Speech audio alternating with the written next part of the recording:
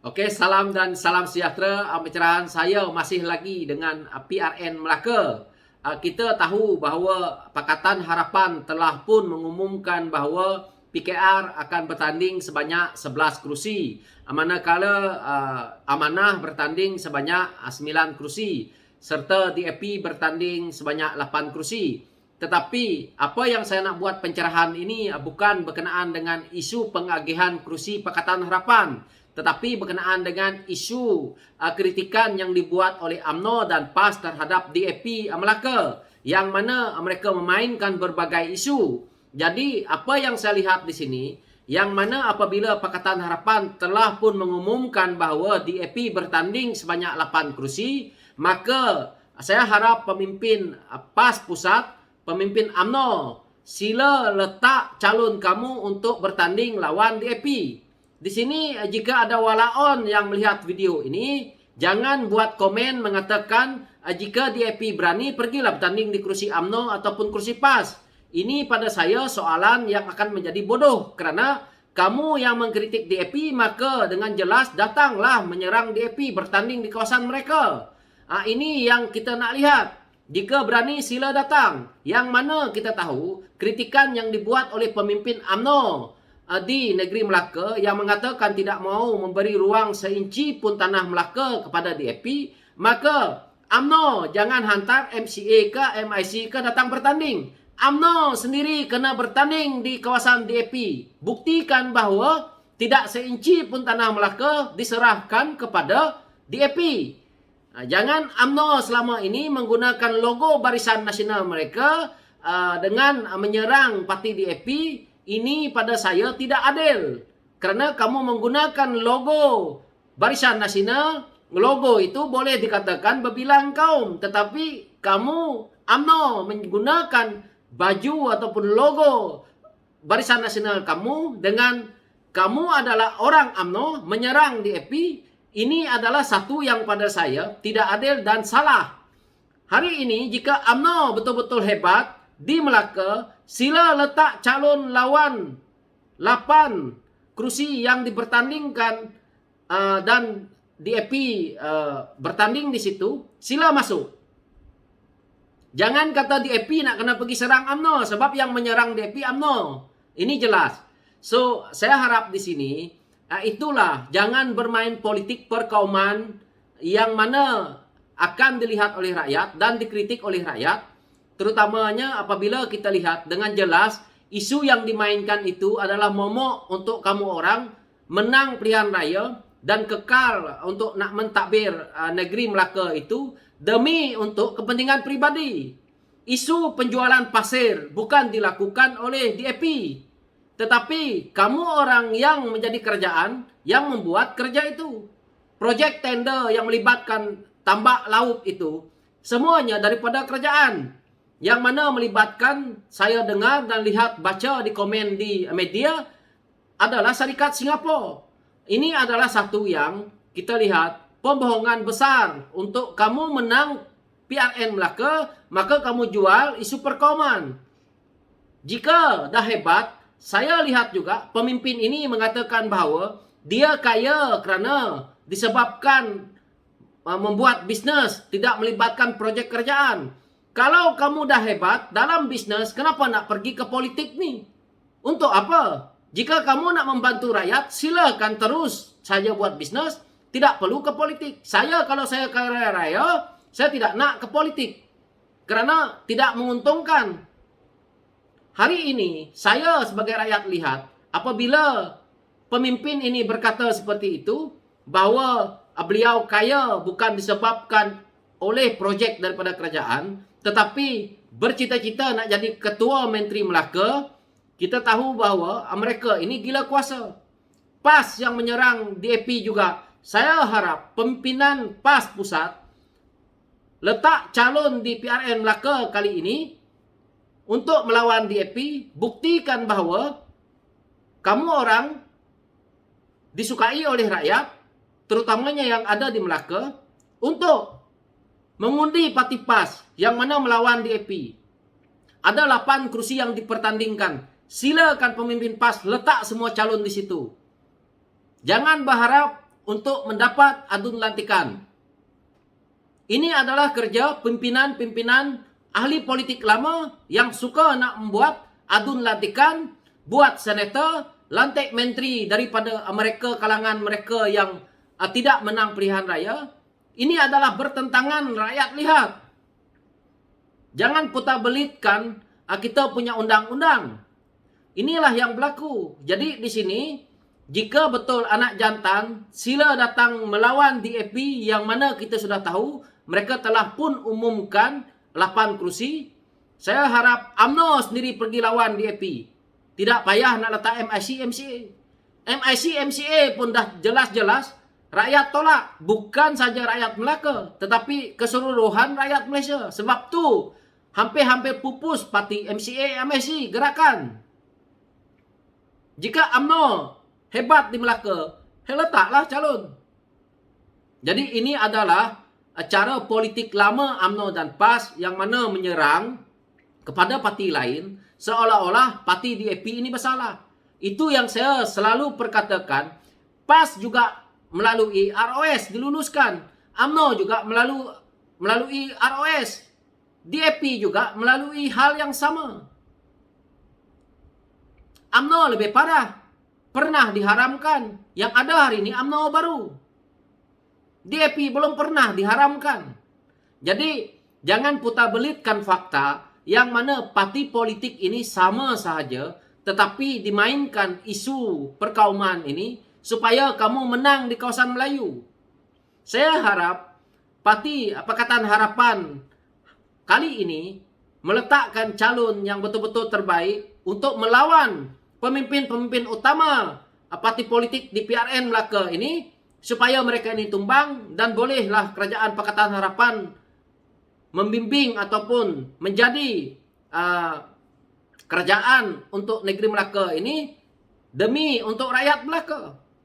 Saya rasa kalau kerajaan daripada UMNO ataupun PN memerintah Melaka, maka kita tahu akan berjalan baliklah projek-projek yang mana melibatkan berbilion, yang mana mereka menjualkan isu kaum dan agama demi untuk projek ini.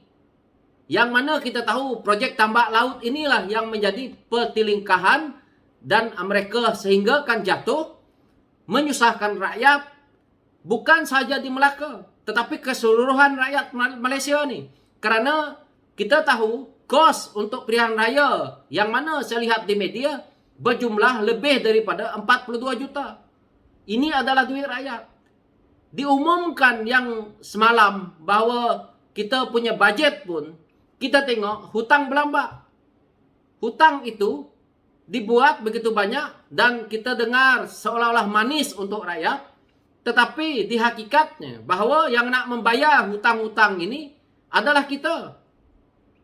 Duit yang mereka belanjakan begitu besar ini sebenarnya dapat kepada mereka-mereka yang ada di atas. Projek tendernya yang besar-besar peruntukan ini sampai ke kita bawah hanya sedikit. Jadi hasilnya nanti kita akan membayar hutang itu yang mana kita lihat kenyataan yang dikeluarkan oleh audit negara.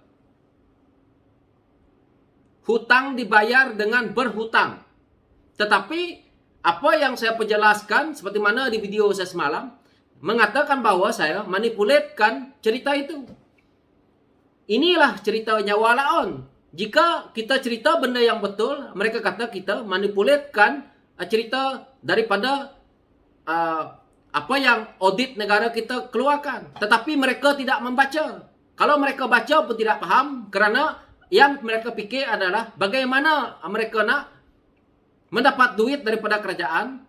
Dia ingat duit itu duit bapa dia punya, dia tidak tahu duit itu duit semua kita rakyat ini. Jadi inilah yang kita akan terima jika kita menerima pemimpin-pemimpin yang tidak tepat, yang tidak betul untuk mentadbir urus negeri ataupun negara. Jadi di permulaan ini, jika rakyat Melaka tidak sedar lagi akan apa yang berlaku, maka satu kerugian besar bukan buat negeri Melaka saja, tetapi buat keseluruhan. Jadi perubahan itu perlu kita adakan. Kita tidak ada pilihan. Jika PN, BN, PHS bertanding, maka lebih baik kita memberi ruang kepada Pakatan Harapan. Bukan saya kata Pakatan Harapan itu 100% bagus. Tetapi kalau nak dibandingkan di antara dua parti PN dan BN, maka lebih baik PHS.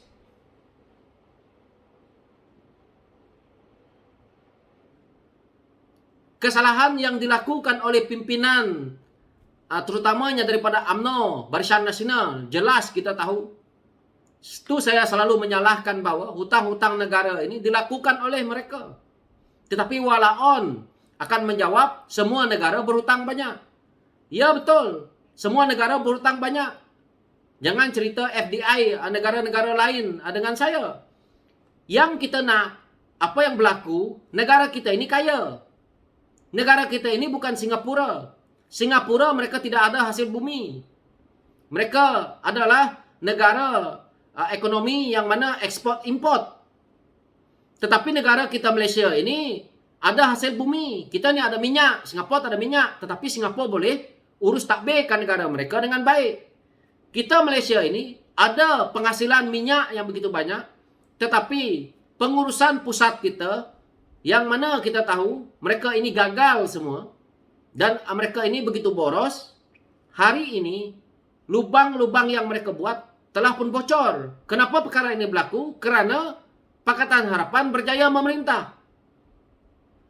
Kita lihat audit negara. Di lampiran dia, jelas ada di situ, tertulis hutang 1MDB. 1MDB buat perniagaan. Apa tak menguntungkan rakyat? Tetapi hutang begitu banyak yang nak membayar keseluruhan rakyat. Saya tak nak isu perkauman, tetapi saya lihat ada juga yang waktu 1MDB itu dihantarkan orang pergi haji. Tetapi mereka harus sadar, duit yang dicuri itu duit keseluruhan rakyat. Hantar orang pergi haji menggunakan duit melalui 1MDB, yang mana duit ini asalnya daripada duit rakyatnya tadi. Apakah ini betul?